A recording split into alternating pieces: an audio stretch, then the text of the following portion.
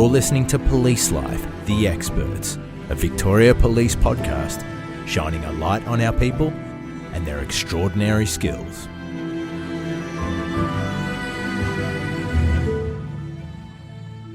This podcast episode contains references to physical violence. Listener discretion is advised. The lifestyles of Victorian regional detectives are very different to their counterparts in Melbourne, but the work is just as busy and intense. And the bush offers unique challenges, like when you're stationed in Wodonga on the border with New South Wales in Victoria's northeast.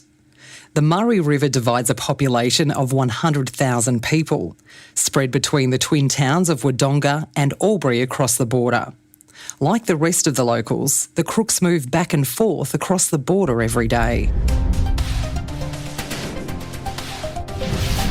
My name is Tracy Jarrott and I'm a detective leading senior constable here at Wodonga Police Station. I've been a Victoria Police member now for over 22 years and at the moment I'm working in the crime investigation unit here at Wodonga. So we're fairly unique here in Wodonga because we do have those cross-border issues and we work very well with our New South Wales counterparts in Albury and we have to because our criminals are their criminals. You know, you can drive for 5 minutes and you're in another state. So, yes, our criminals cross the border regularly and hide. That river, that Murray River, gets in between our investigations on a regular basis. The border comes up in so many areas of Tracy's work. It even played a role in Tracy joining Victoria Police when she was actually born and raised on the New South Wales side of the river.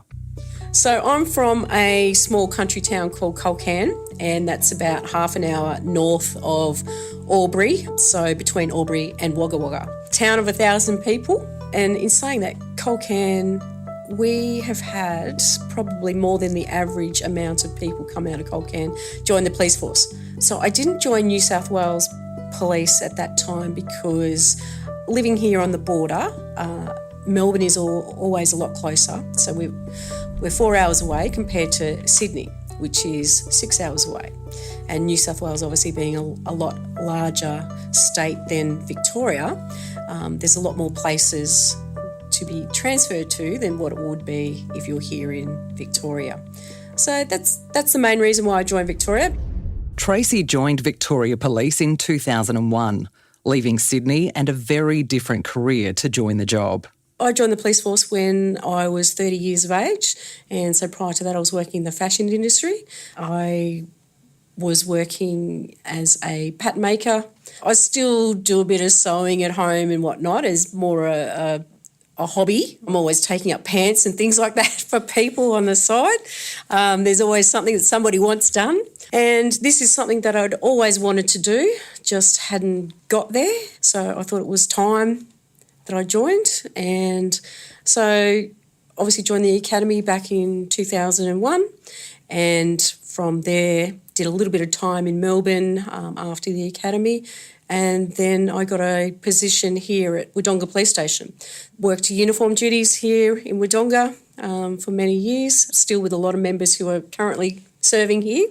Learnt from them, and then I did a lot of temp duties throughout the station in what was then the sex offence and child abuse unit. And I did temp duties at the criminal investigation unit, the divisional tasking unit, which was a plainclothes unit mainly targeting drug dealers, that sort of thing. And then after doing so many temp duties everywhere, I decided, well, that's the path for me. I wanted to be a detective. To become a qualified detective, officers must have been serving for at least 3 years and must head back to the Victoria Police Academy for the Advanced Diploma of Police Investigation. The 12 to 18-month course is a mix of classroom and on-the-job training, where they learn things such as crime scene and evidence management, interview techniques, forensic procedures, using covert support services and court proceedings. I certainly wouldn't say it was an easy process to become a detective at that time. You pretty much had to wait for somebody to retire before you could actually apply for a job. So jobs were very few and far between. So when you did apply, you had to take what you could get, and particularly in the country. So I pursued that, and it was back 2012 when I got my detective's position, and that was at Wangaratta Sex Offence Child Abuse Investigation Team. So I spent a couple of years down there before I came back to Wodonga, closer to home from where I was living, at the Crime Investigation Unit. Tracy joined a team of 6 detectives investigating about 400 matters a year. Wodonga Crime Investigation Unit is one of 58 CIUs operating across the state. It didn't take Tracy long to make an impression as a detective. My name's Paul Henry. I'm an inspector at Wodonga. I'm the local area commander, and Tracy is one of the detective senior constables attached to Wodonga Crime Investigation Unit. Paul, like many of his colleagues in the area, has said he considers himself a card-carrying member of the Tracy Jarrott fan club.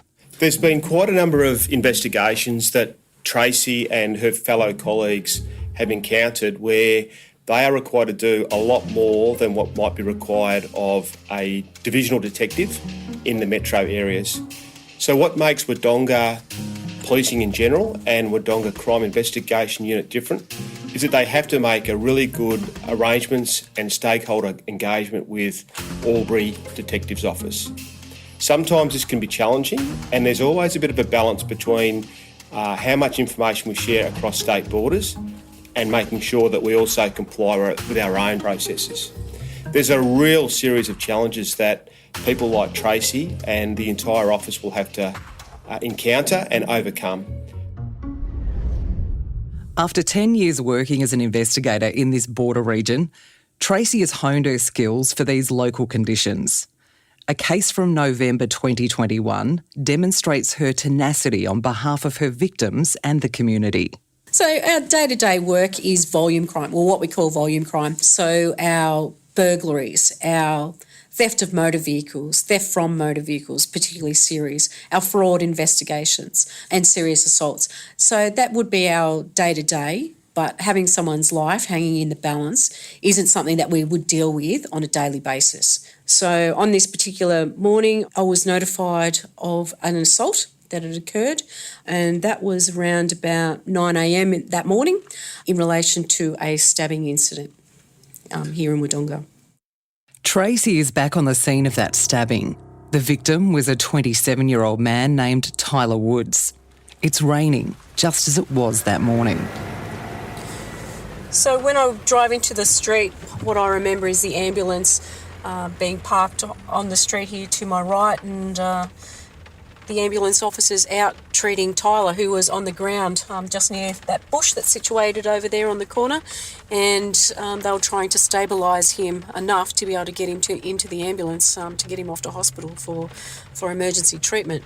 It was a fairly chaotic scene at the time, people everywhere, children who had unfortunately witnessed the incident as well, people wanting to give their version of events, neighbours out trying to assist Tyler with emergency treatment or that first aid. Yeah, uniform members taping off the scene and starting to work out what had actually occurred. At first, Tracy thought this job could end up as a murder.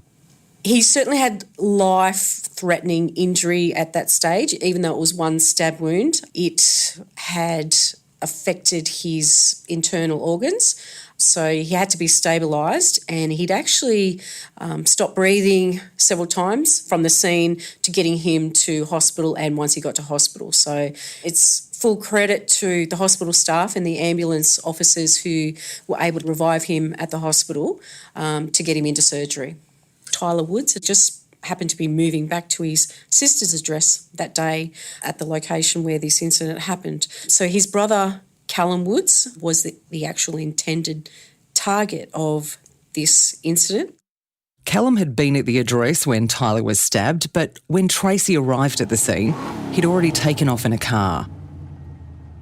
So both Tyler and Callum's partners were there. Well, actually the sister of the two brothers and Callum's partner were there, and that's when we started to get information from them, as well as witnesses out on the street who were there to assist Tyler. So me being the detective there, I'm in charge of the scene. So using the resources that I have there available to me, what we did was a neighbour canvass. So I had the uniform members go and do a door knock, and once they found people who were willing to speak to us, take statements. And there was one particular neighbour who was able to provide us with a photograph of something suspicious that she had seen, being a vehicle that had been parked in her driveway, which was very unusual.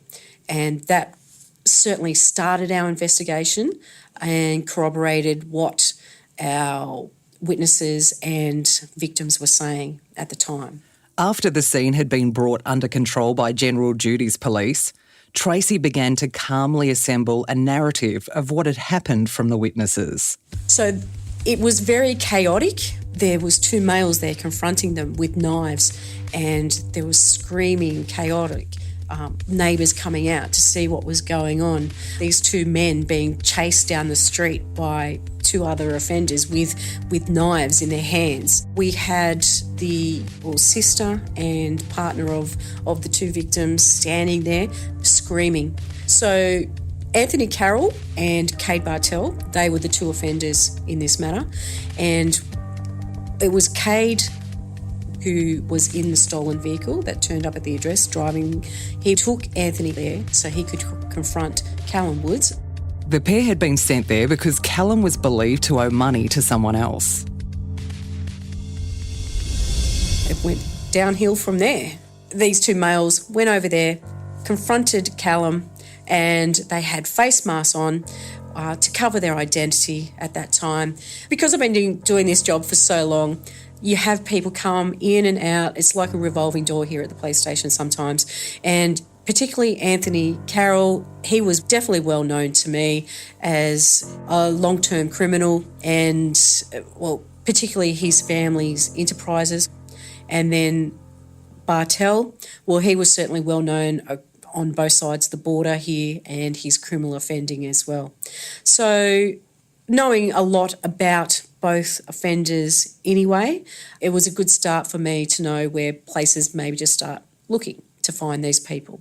I had to try and track down both offenders, and by doing that, using some of our police techniques as well as talking to some of our local sources to try and get that information. So in the circumstances, we were concerned about any sort of reprisals against our victims or our victims taking matters into their own hands, which is certainly something that Callum had indicated initially when he was quite heightened.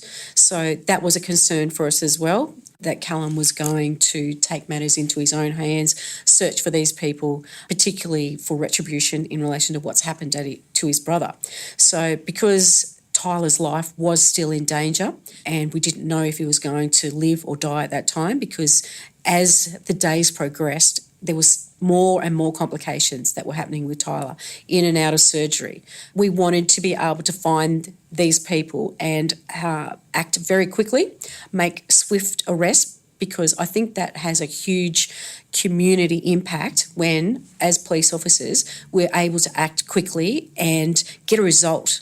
So I had to have a very detailed investigation happening, just in case I did have to hand it over to the homicide squad at some stage, because they're the ones who would ultimately deal with that type of scenario if Tyler did pass away. With Tyler's life hanging in the balance, Tracy had to be prepared for every eventuality. And this is where Tracy's strengths as a detective shone through. Among police throughout Victoria's northeast, she is renowned for her peerless attention to detail. Inspector Paul Henry. She's a good investigator, she is very thorough, and she is very victim-centric. DTS, so Detective Training School and things like that, is notes. So because you just never know when you're going to rely upon those notes, little things like if the light was on in a room or something like that in a crime scene, sketches. So like I've got a copy of my notes here from this particular incident, and like I've drawn a sketch. So I am very thorough through my work because I don't like to do things over, like I don't have to redo things. And they've always said that the shortest note outlives the longest memory. And that's what I've always learnt throughout my career. So I am very meticulous with my note-taking and investigation. I mightn't be the fastest detective in the world when it comes to that. However, it'll always be right and I'll always have the information. Fortunately, after several days, Tyler's condition improved and he was out of danger. So as the days progressed and things started to get a little bit better from that information that we were provided by his mum, it was certainly a relief that he wasn't going to pass away at that time. And I was actually looking forward to when I could actually go to the hospital and speak to him and get a version of events from him. Because in most cases, we get our information from the victims. So we obviously had information from our witnesses and Callum. However, what actually happened to Tyler, nobody actually saw, because when the actual stabbing incident happened, they were behind a bush. So I wanted to particularly get that information from Tyler about Kate Bartell's actions to know what charges I could actually charge him with or proceed with. Whether it was actually going to be an attempted murder at that stage, we weren't sure. Tyler was very cooperative. He wanted us to find these people and take them to court. He wanted justice to be done. Carol was the first person to be arrested, and that was only because he came over to Victoria, back to Wodonga, in that stolen vehicle, in the same vehicle. His face covering was pulled down during the assault. Callum was able to identify him at the scene. When we located Carol, we conducted a search of his personal property, and the same face covering that he used during the offence, he was still in his property. So he was actually still wearing it at the time when we arrested him. It was like a bandana that he was still wearing around his neck. It was a black balaclava with a white skull type thing. So it was quite unique as well to start off with, which certainly assisted with identification when we located him when it was still around his neck. So Bartell, again, using some of our police techniques, we were able to track him down to an address in Albury. So that female who started all this, he was with her at the time, staying with her, and it was at an Airbnb in Albury. So this is where we relied a lot upon our New South Wales counterparts, knowing locations where this female might be, tracking her down to this particular address, and then we had them sitting off this address, conducting surveillance on the address, and it was when she actually left the address, New South Wales Police intercepted her and found her in possession of drugs, cash, etc., for which she was dealt with in New South Wales in relation to that. And then the New South Wales Police searched that premises and actually found Bartell inside. And in his possession, he had a knife, which was obviously huge interest to me at that time, Tyler having been stabbed, that knife. It could have been the assault weapon. So I did that, and I had our Victoria Police Forensic Service Centre conduct an examination on that knife for possible blood or DNA relating to my victim. However, there was none found to indicate that that was the weapon used to stab Tyler. In normal circumstances, with both suspects in custody, Tracy would have conducted interviews with them, but the Murray River intervened. The complexities of the cross-border investigation meant Tracy had to go to court to charge them before they were found and arrested. This process meant they could only be interviewed if they consented. With both offenders not giving me an interview, I always go back to what I learned at the academy. There was a particular sergeant, Narelle Beer. She was our law instructor, and Narelle always said to us, if all you've got is your interview, you've got nothing. So even though an interview is good to get a person's version of events if they want to, and sometimes we do get admissions through that process, however, to get it to court, we shouldn't be relying upon our interview. It's up to us to do that police work and get that evidence to be able to support the charges. I was able to keep them in custody whilst I continued that investigation, being able to gather more statements, looking for that CCTV footage that we may have missed, gathering evidence from New South Wales about what was happening in relation to Bartel being over there and phone records, being able to download phone records, that type of thing, for placing them in certain areas to get them to be part of that police brief. Tracy also had a wealth of forensic material to process in the stolen Hyundai Santa Fe the suspects had driven to the scene of the stabbing. 22 items in total. I had the major crime unit come from Melbourne to actually process that stolen car. That was crucial to get evidence linking both of my offenders to that car, because I could place that car at the scene, but I needed that evidence to place those two people inside of that car. So there was fingerprints located in the vehicle that we were able to link to my offenders, which again, that's crucial to be able to place them or to be connected with that car. Tracy had witness statements putting the two suspects on the scene. This was corroborated by the evidence found in the vehicle. It added up to a strong brief she could bring to the prosecutor for court. Faced with such overwhelming evidence, Tracy hoped the offenders would plead guilty to minimise the impact of this incident on the community. So that's always beneficial, particularly for the court and our community, because of the serious nature of this offending. We have to go to the county court, which means it would be heard in front of a judge and a jury, which impacts our community when you've got to be on jury duty. So for me, to have that overwhelming evidence to be able to get those pleas, that negotiation, it's something that you've got to continually work with the Office of Public Prosecutions with, and the Office of Public Prosecutions obviously having those negotiations with defence. And I think in these circumstances, there was enough evidence to be able to get it across the line to say that, yeah, these people have done this crime. The two suspects faced different consequences. Carroll had been on the scene and was part of the attack. Like his co-accused, he was armed with a knife, but Bartel had actually caused the injury to Tyler. He was facing a longer sentence than Carroll. So with Anthony, he pled guilty earlier on. He had other matters outstanding as well, and he was sentenced in the county court. Because Bartel was the actual stabber, he remained in custody for a lot longer. He did get a sentence indication early on if he was to plead guilty, and that sentence indication was 7 years imprisonment, which is why he decided to take the matter to trial, to run it just to see if he could get a better deal. And that's why it ended up going to the trial process. However, he pled guilty on that first day of the trial.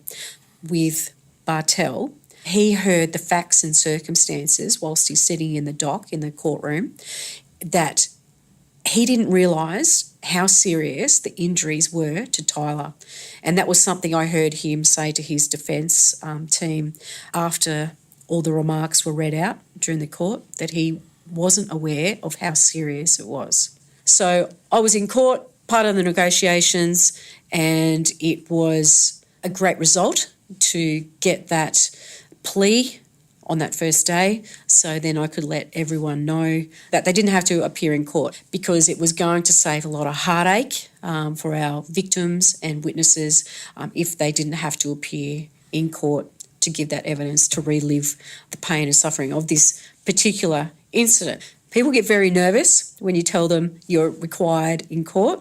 So, this is a couple of years on and we're getting it to court, and we've got witnesses who have moved on, don't want any part of it. So that's why it's important to be able to get those pleas as well for those people. Cade Bartel was sentenced to 6 years jail for stabbing Tyler. Anthony Carroll received 2 years jail for his role in the incident and some other unrelated charges.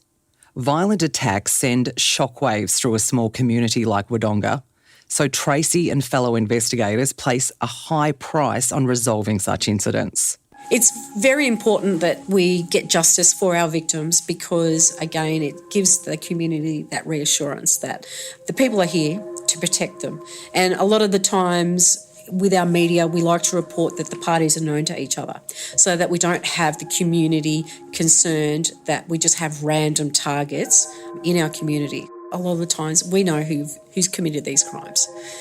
However, just being able to get the evidence, to be able to support that, to get the charges over the line, to get it to court, it's very frustrating because we can't, because we don't have that evidence. I always like to think of myself as firm but fair. And that's, again, comes down to all that community trust and the trust that you've got to build up with these people that you're dealing with on a regular basis.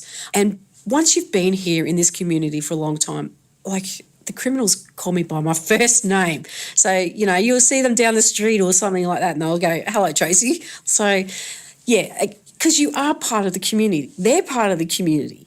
So that's why you have to be fair with everyone and treat them with respect, because if you treat them with respect, you get that respect back. And there are times when, yes, they will then assist you when you need information. So, yeah, it comes back to that rapport building, communication, and just, building those relationships with people. I always found that the interaction that a member of the public, whether they be a witness, victim, or a suspect, criminal, they always pick up where the last member of the police force left off. So the relationship is really important, that we actually treat people with respect, even though they might be criminals. It's the strong relationships Tracy has built in her community that have helped her thrive, both on and off duty. Look, country life, we're all here for lifestyle purposes in the country. And look, a small community, local sporting teams, your 10-minute drive to work, not being stuck in traffic, family close by, good friends, good food, good wine, it's all very close to this region, and there's reasons why every single one of us here work here in this particular area. To be honest, I can't imagine doing anything else. This was obviously my calling for a very long time, and it took me a while to get there, but once I was there, I just seemed to blossom. And from the respect that I was be able to get from my colleagues, being what we refer to as a good operator, that was what I was aiming to be, to learn. I was a quick learner and I loved what I was doing. It was exciting. You'd go home at night in those early days and your head would just be spinning about what's happened during the day. So, yeah, it was just all very exciting. I believe that I was always meant to do this. To learn more about the work of Victoria Police, go to police.vic.gov.au.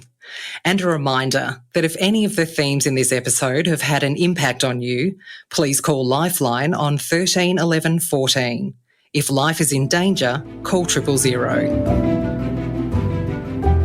Police Life, The Experts is a Victoria Police production. Your host is Belinda Batty. It was written by Adam Shand. Additional writing and research by Jessie Ray McCann. It was produced by Adam Shand and Jessie Ray McCann. The senior producer was Roz Jaguar. Audio production and original music by Matt Dwyer. Theme song by Vyacheslav Dragunov. Executive produced by Beck Angel. This podcast was created by the Media, Communications and Engagement Department at Victoria Police.